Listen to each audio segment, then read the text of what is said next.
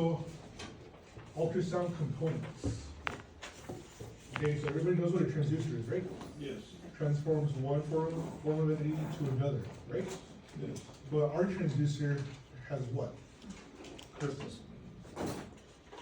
It transforms one form of energy to another, And then back and into. then back. Okay, what's it called? Reciprocity. Reciprocity. Uh, Reciprocity, yes. Okay, so our components, we have the transducer. Now we have the pulsar and the beamformer. What do you think the pulsar is? The transducer, the The crystal. control, Control? Okay. What does it control? like the echoes that that sends out. I don't know. Okay, so it doesn't send out echoes, okay? It sends out pulses, okay? So this is a frequency, right? This is a frequency of the pulses that it's sending out. Okay, and then we have the beamformer. What do you think the beamformer is? It forms the beam. What beam are we talking about? The sound beam, The sound beam, okay, so it's responsible for what? lateral resolution. Beam width, what? Lateral resolution. Lateral resolution? Who said something over here, Victor? Who said? The focus. I was just. Focus, yeah, focus. What's it called when we move our the beam steering? Yes, okay. All of the above, everything that you guys said is made by the beamformer, okay? So the beamformer creates and controls the electrical signal sent to the transducer. The pulsar determines the amplitude, PRP, and PRF. What is PRP? Pulse repetition period? Okay, you guys know what the PRP stands for, but what is it? On and On off and off. time. On and off time, okay? And what about the PRF? Pulse repetition frequency. Pulse repetition frequency is what? How many cycles How are in many- a pulse?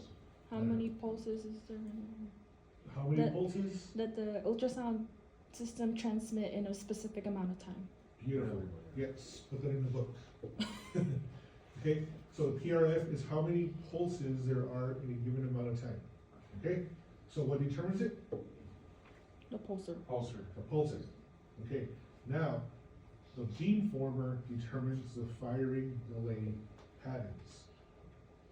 And what do the firing delay patterns do? Facing. Phasing, which is what? Beam steering. I don't know.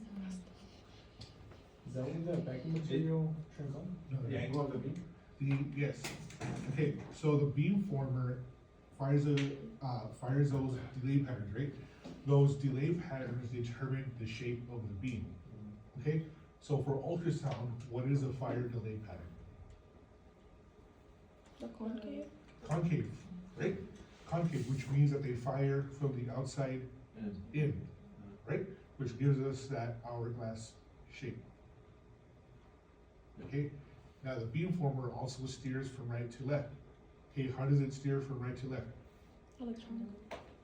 Time delay, well, electronically, so it starts from the right, and then it has a delay all the way to the left side of the transducer, right? Okay, and it also manipulates the focus. Okay, the focal depth, right? Yes. How do we make our depth shallow or deeper?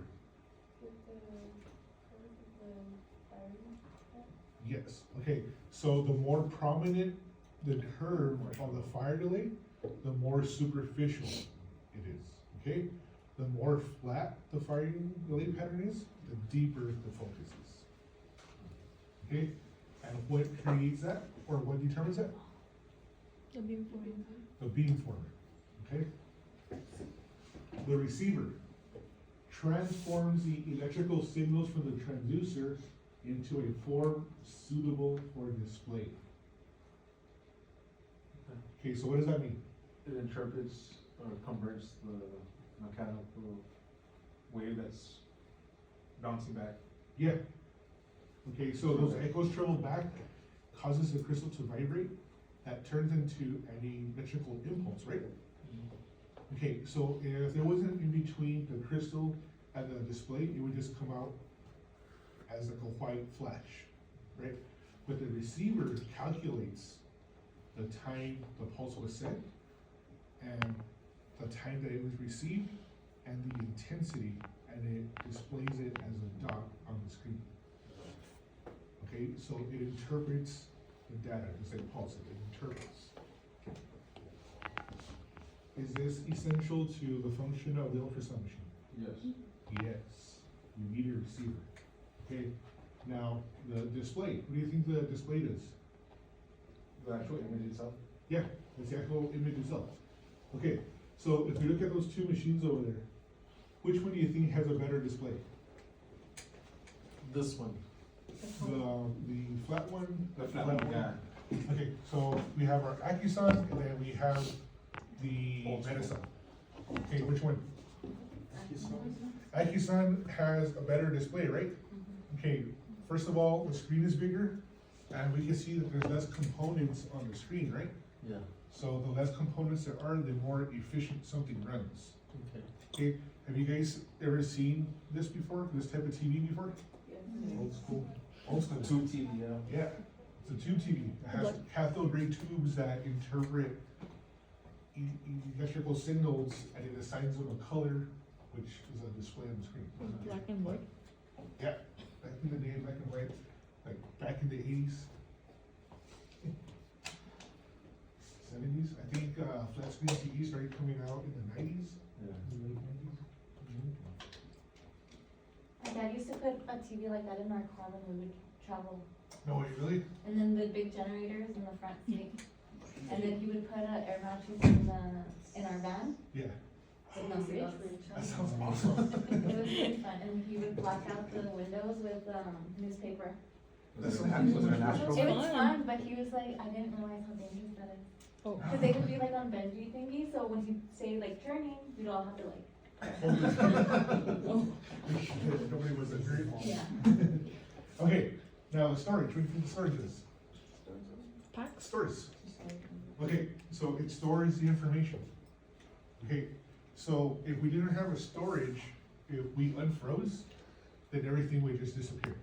Every time that we would unfreeze. Okay, so again, the transducer sends out the electrical signal, causes the crystal to vibrate, turning it into mechanical energy. That mechanical energy travels through the body, it comes back as an echo, causes the crystal to vibrate again, which is turned into an electrical impulse, which is then interpreted by the receiver, then shows up in the display. Now, whatever is on the display is going to be saved on the machine if we tell it to. Okay, so let's say that I'm scanning the liver, right, and I do a sweep and I press freeze. Okay, so it saved those 3 seconds of imaging. Okay, so I can send it back. Okay, but what happens after I unfreeze?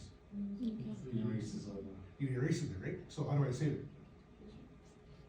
Acquire. You, Or store. Acquire. You You take a want- picture, right? You take a picture. Or store. Okay, so it's sent to the storage. Okay, now, during the exam, I can go back to that image, double click on it, and it comes back, right? Because it's stored, okay? I can even go back to the whole exam and see the pictures that you guys took because of the storage. Okay, and then we have the master synchronizer. Victor, what do you think the master synchronizer is, in your own words? I mean, I would guess that's just whatever, like, all the systems put together, like the way it organizes the functions. Yeah, so when I think of master synchronizer, I think of a conductor. The guy with the little stick that tells the students what to play. Cause there's a bunch of sections, right? You got the woods, the winds, the brass, all these different sections.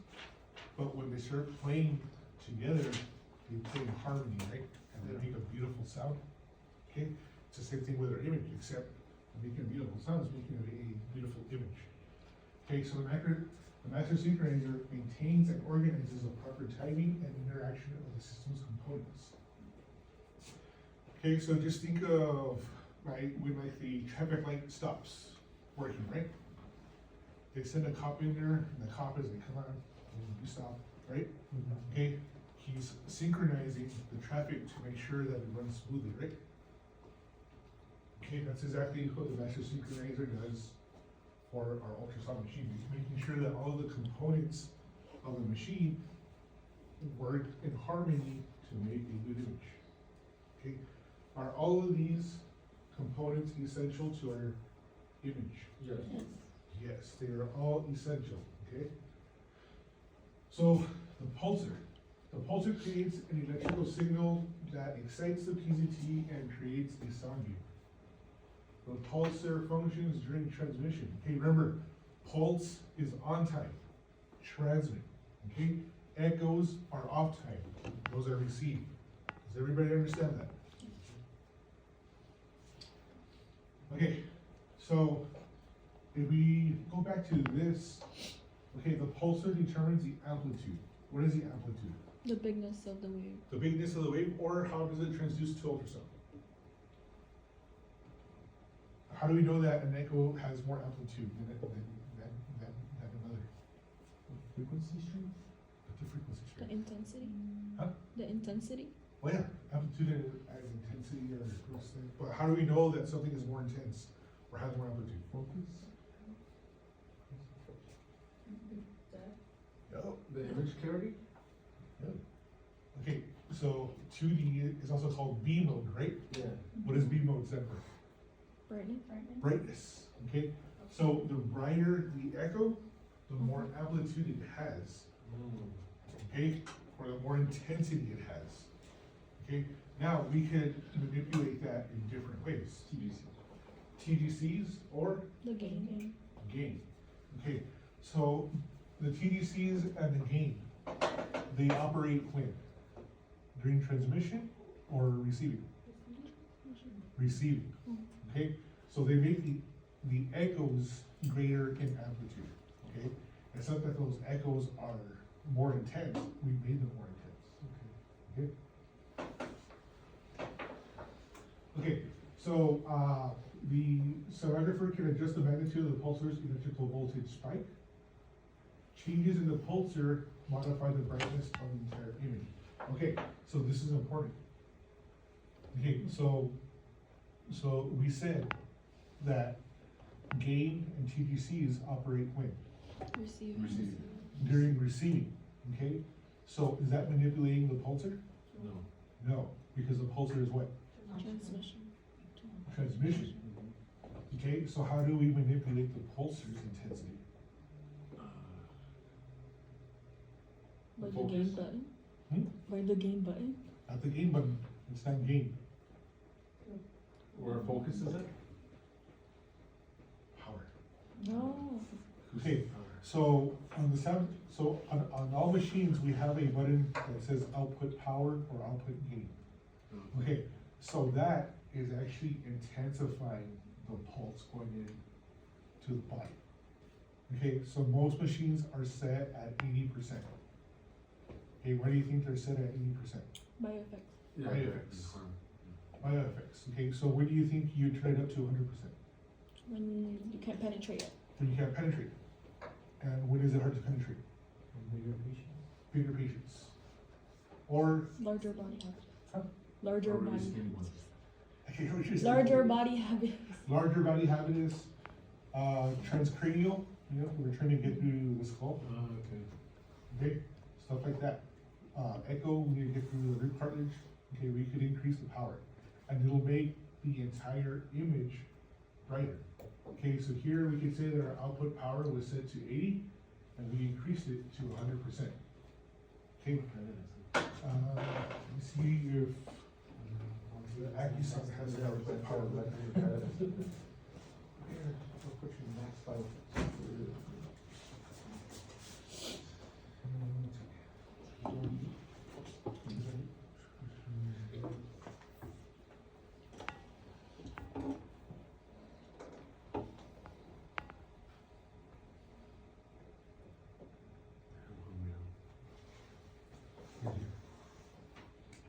Now, it doesn't have the output power here, I think you have to put it on the actual screen. Okay, but there's an actual button. Bless you. Bless you. There's an actual button on the touch screens on the Samsungs where you can change the output power. Oh, is that on the system itself on the screen? It Yeah. depends. Okay. It depends on the ultrasound machine. Oh, Yeah, cause the GE has a different power button, those have a different power button, it just depends on the system. But I'll show you guys where the button is, okay? Let's see. Okay, noise, what is noise? interference, electrical Disturbance. interference. Disturbance, right? Okay, so if I'm talking to Paul and they're working on that task room over there, what information do I want? Which is mine. Just yours, right? Mm-hmm. Okay, so how do we get rid of the outside noise? Close the door. Close the door. Or, what can you do? Talk louder. Talk louder. Intensity. Okay, so, so when Paul talks louder, what is he doing? Intensity. He's amplifying it, okay? So, it's the same thing, okay? So noise is unwanted artifact on the image.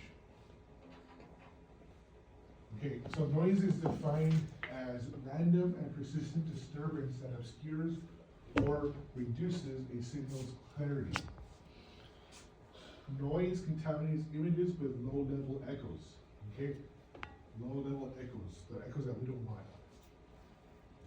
Okay, so signal to noise is a comparison of the meaningful information compared to the amount of contamination. Okay, so do we want a high signal to noise or low signal to noise? No. No. We want high. So that means that our level of signal is higher than it is to noise. Yeah, we want the same. Yeah. Now, if it's low, that means that we have low signal information and it's almost the same level as a noise. Okay, so we want high signal to noise ratio, okay? When a transistor output level is low, noise is more likely to degrade the image. Okay, so why do you guys think that is? They're the same. They're all. They're the same, okay? It's just a ratio, okay?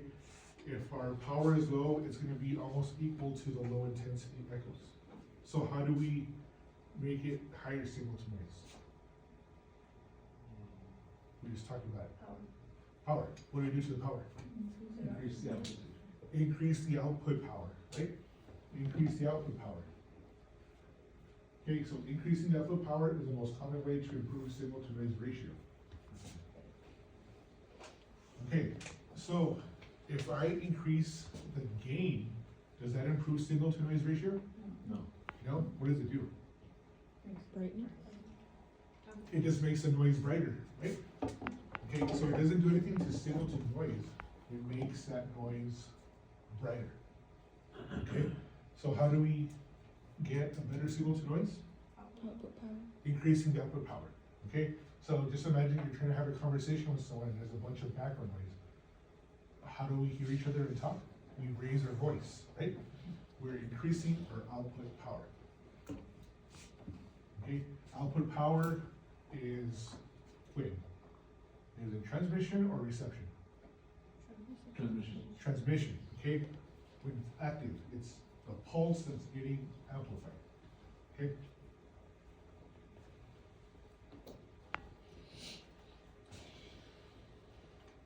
Okay, now we have PRP. Oops. Pulse repetition period, okay? So the pulsar determines the time between one voltage spike and the next. Okay, so if, how is PRP measured? What's the unit? Microseconds, right? Seconds or microseconds. When we're talking about megahertz, we're talking about microseconds. When we're talking about hertz, it's seconds. Okay, does everybody understand that? Okay, so PRP and PRF are inversely related, and they are reciprocals. Does everybody understand that relationship? If we know the PRF, we know the PRP, okay? The PRF of a 3 megahertz probe is what? I'm sorry, the PRP of a 3 megahertz probe is what? 1/3 or 0.33333 seconds, right?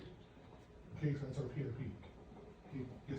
So I have a question on the PRP and the PRF. I remember I asked you once, like the relationship, and you told me that the PRF can be both PRP, like measuring time and distance. The PRF measures both time and distance, but PRP measures only time. Oh man, I remember that conversation. But don't think about distance. I was thinking about depth maybe, like if you lower the PRF, it'll image deeper, and if you increase the PRP, it'll image shallow. Maybe that's what I was talking about. But for this thing, I just think about time, okay? PRP determines the max imaging depth, and the PRP is adjustable. How do we adjust the PRP? Shorten the pulses? We did that button. The depth button, Oh, yeah. okay.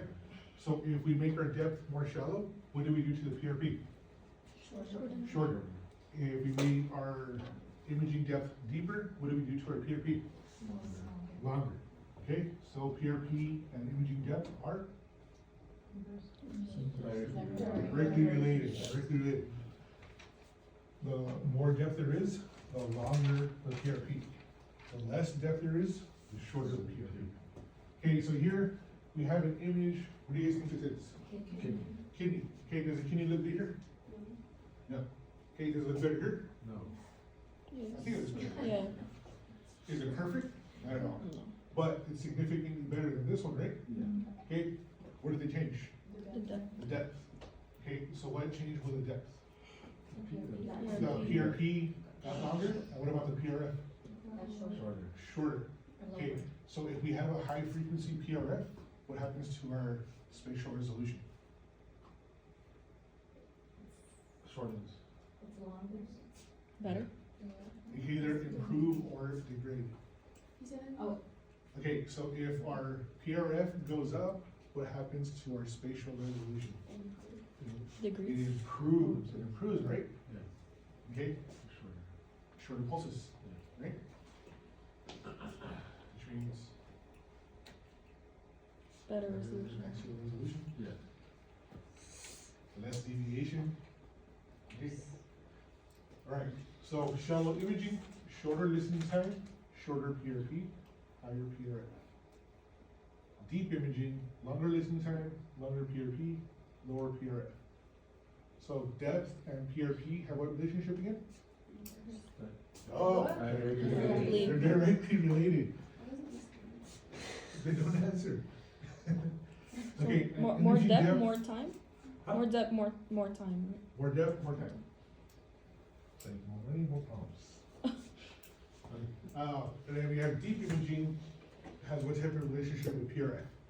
Inversely. They're inversely related. Does everybody understand that relationship?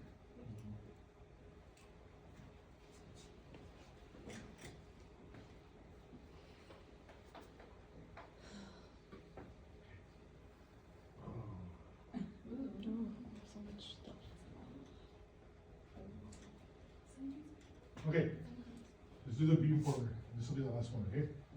Okay, so what does the beamformer do? Forms the beam. Forms the beam, right? It's responsible for the shape of the beam. And why do we want the shape of the beam? Narrow. Better resolution. We want it narrower, more narrow, new focus for better resolution, right? Lateral resolution, yes, beautiful. Okay, so the beamformer is an electronic device that receives the pulse's single electrical spike and distributes it to the active elements. Okay, so what does that mean to you, Emily? What do you picture with that little paragraph there, or sentence? I mean?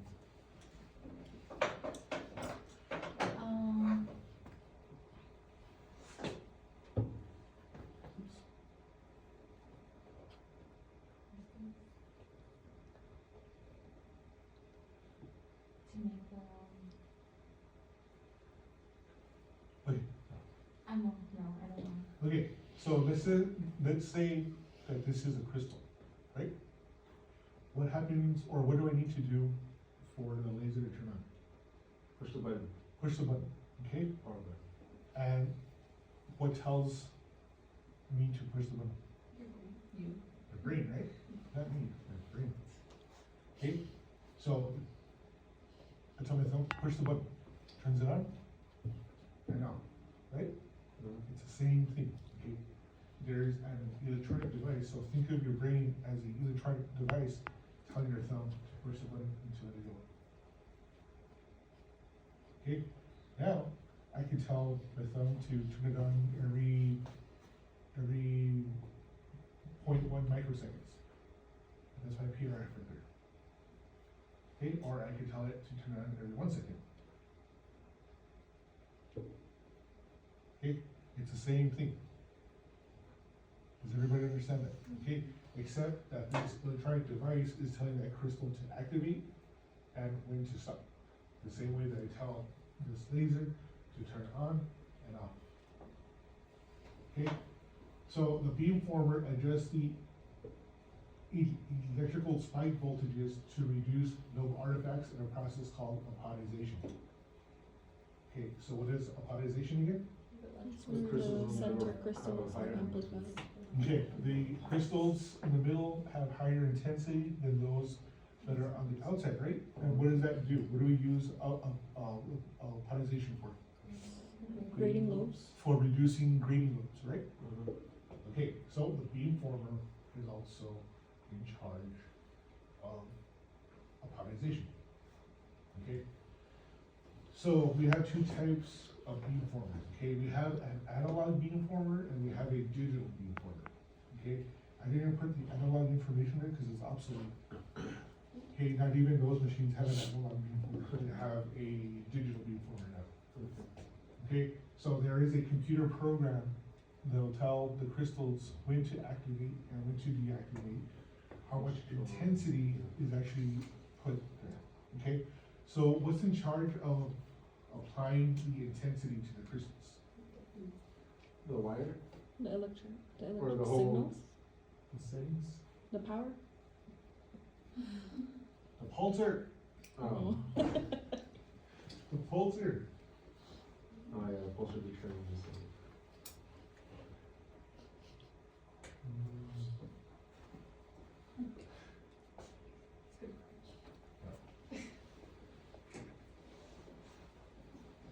Okay, so the pulsar determines how much amplitude to give it, right? The beamformer is responsible for telling it when to fire, okay? So the pulsar determines how much electricity and weight is applied to the crystals. The beamformer is responsible for telling it when to, okay? Again, they're parts of an orchestra that work together to create music, okay? There's parts of the ultrasound machine that work together to create the image. Okay, is a beamformer essential for ultrasound function? Yes. What controls the beamformer? The pulsar. No. They both work together. What controls the beamformer and the pulsar? Power. Huh? Power. No.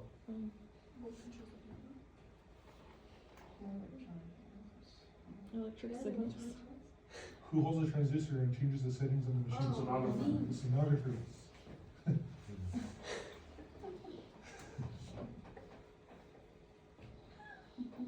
He's always thinking. It's Monday. It's Monday for sure. Okay, so we'll go ahead and stop there, okay? Is there any questions?